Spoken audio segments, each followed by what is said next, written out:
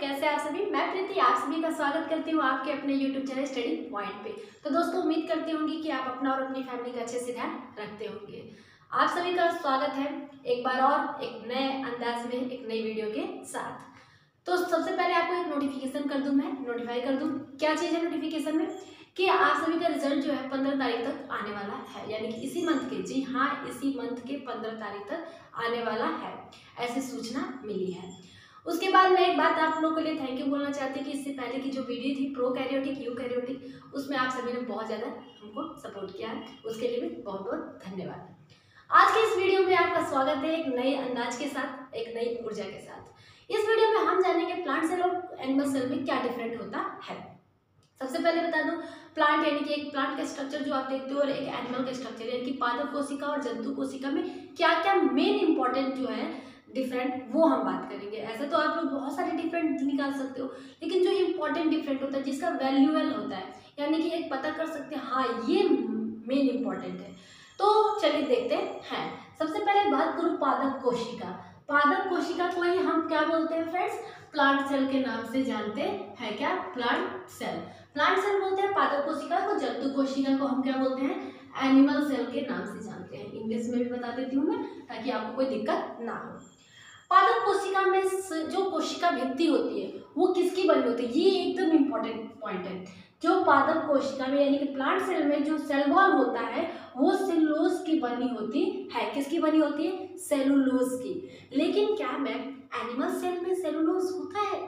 नहीं, animal cell में जो एनिमल सेल में कोशिका भित्ति नहीं होती है, सेल वॉल नहीं होता है। तो मैम इधर क्या होता है, यहाँ पे सेल वॉल ना होके यहाँ पे सेल मेम्ब्रेन होता है। क्या होता है दोस्तों? सेल मेम्ब्रेन होता है। यहाँ पे होता है सेल वॉल, इसको हम सेल वॉल बोलते हैं, ये सेल वॉल है, और यहाँ पे होता है सेल मेम्ब्रेन। तो फिर से एक बार देख लेते हैं। प्लांट सेल में कोशिका भित्ति सेलुलोज की बनी होती है, लेकिन जंतु कोशिका में कोशिका भित्ति नहीं पाई जाती है। कोशिका भित्ति के जगह पे सेल मेम्ब्रेन पाई जाती है। ठीक। दूसरे अगर पॉइंट की बात करूं तो ये क्या है दूसरा पॉइंट, बड़ी रिक्तिका पाई जाती है। बड़ी रिक्तिका का मतलब क्या होता है? रिक्तिका का अर्थ होता है वैक्यूल्स, जिसमें प्लांट अपना फूड मटेरियल स्टोर करते हैं।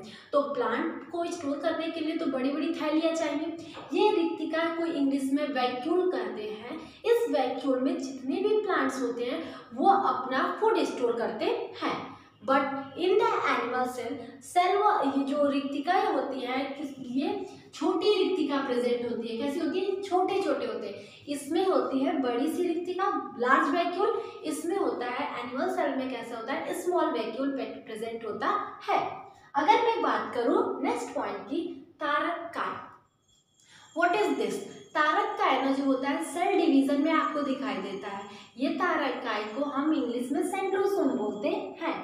सेंट्रोसोम जो होता है सेल डिवीजन यानी कि कोशिका विभाजन के दौरान दिखाई देता है। तो क्या प्लांट सेल में कोशिका विभाजन के समय तारक काय होता है? नहीं, यहाँ पे तारक काय क्या होता है? एब्सेंट होता है। लेकिन अगर जंतु कोशिका की हम बात करें, जंतु कोशिका में तारक काय क्या होता है? प्रेजेंट होता है, जो कोशिका विभाजन के समय दिखाई देता है। अगला बात और इम्पोर्टेंट है, प्लास्टिड पाया जाता है। प्लास्टिड को हिंदी में हम लवक कहते हैं।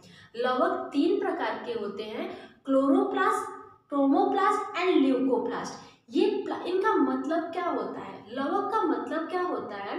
लवक का मतलब होता है जो प्लांट को कलर प्रोवाइड करे, फ्रूट को कलर प्रोवाइड करे, रूट को कलर प्रोवाइड करे। जो क्लोरोप्लास्ट जिसको हिंदी में हरित लवक कहते हैं, हरित लवक के कारण ही प्लांट आपको ग्रीन दिखाई देते हैं। ठीक। सेकंड, अगर क्रोमोप्लास्ट यानी कि वर्णी लवक की बात करूं तो ये जो होते हैं जितने भी आपको अनदर ग्रीन कलर छोड़ के जितने भी कलर आपको दिखाई देते हैं ना, वो क्रोमोप्लास्ट के कारण ही मिलते हैं। किसको? प्लांट को।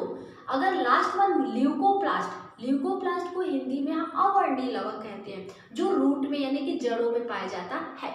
तो आपको पता चला प्लास्टिड क्या होता है, लवक क्या होता है, यानी कि जो प्लांट को कलर प्रोवाइड करता है। लेकिन मैम एनिमल में तो ये ग्रीन कलर, येलो, ये सब कलर होता है हम लोग में? नहीं, यहाँ पे प्लास्टिड क्या होता है? अब्सेंट होता है, यानी कि नहीं पाया जाता है। तो मैम एनिमल यानी कि अगर हमारी बात करें, हमारे अंदर जो कलर है, हमारे भी शरीर में कलर है जो स्किन पे प्रेजेंट है, वो कौन देता है? उसे मिलानिन बोलते हैं। हमारे स्किन पे पाए जाने वाले पिगमेंट तत्व को, यानी कि उसको हम क्या बोलते हैं? मिलानिन। क्या बोलते हैं? मिलानिन। मिलानिन के कारण ही हम एक दूसरे से काले और गोरे दिखाई देते हैं। ठीक है। अगर मैं लास्ट एक और पॉइंट की बात करूं, भोजन संग्रह यानी कि जो फूड स्टोर होता है किस फॉर्म में होता है? स्टार्च यानी कि मंड के फॉर्म में होता है। किसमें? प्लांट सेल यानी कि पादप कोशिका में।